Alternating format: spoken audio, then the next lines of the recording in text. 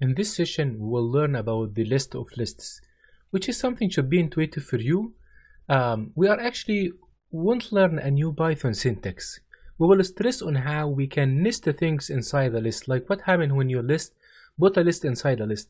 I tried to motivate that for you in a few slides before in the previous sections, but today we are going to learn more about how can we make use of that. A list of integer can create what we call a matrix of numbers, something that has a number of rows and columns. In C++ and Java and even in Python we call that like a NumPy array. NumPy array in Python, C++ and Java call it array. We will focus here in using list of lists, like a lot of examples based on integers, to emulate this 2D array structure. When we define one list of a bunch of numbers, we call it like 1D list. If we have now like something nested in something, we call it 2D list. Let's see examples to know about that. I'm here creating 3 separate lists. Each one of them is like 1D list. 1D is like one dimension. List 0, list 1, list 2. If you try to print the list 2 of 1, so here is list 2 of 1, the value 8. Now, what happens when we create a list that is actually a bunch of lists together? This will create in the memory this shape. It will create a list in the memory that consists of 3 items. And every item of them is like assigned to a list here, a list here, a list here. So now if you try to print the list of lists, it will print for you the 3 lists in a consecutive way.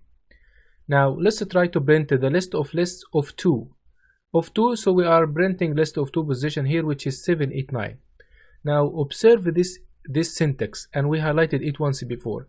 If I say lists of 2 of 1, what is the value of lists of 2? It is the list 7, 8, 9. What is the value of list 7, 8, 9 at position 1? It is 8. This is like a 2-dimensional indexing for the first dimension, indexing for the second dimension. Here is another image to imagine that. And this is more like a 2D array style from C++. I like it because it's like more intuitive to think sometimes about things. Here we're creating a list of 3 lists. Every one of them has 4 rows. So this is like you have row 0, row 1, row 2.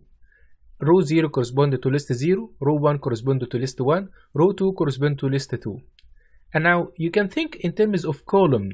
The data here has like a column 0, column 1, column 2, column 3.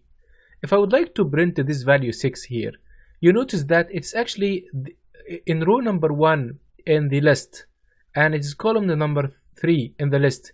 So val or list of 1 and 3 is the value of 6. So this is how you can think of that. This is position 0, 0, 0, 1, 0, 2, 0, 3, 1, 0, 1, 1, 1, 2, 1, 3, 2, 0, 2, 1, 2, 2, 2, 3. The C++ and Java and NumPy arrays thinking style is very nice when you would like to understand really where a list is exactly pointing. This is a 2D structure. It means that it has rows and it has columns. That's all. Try to play with the list, index all of it so that you be familiar before the next session.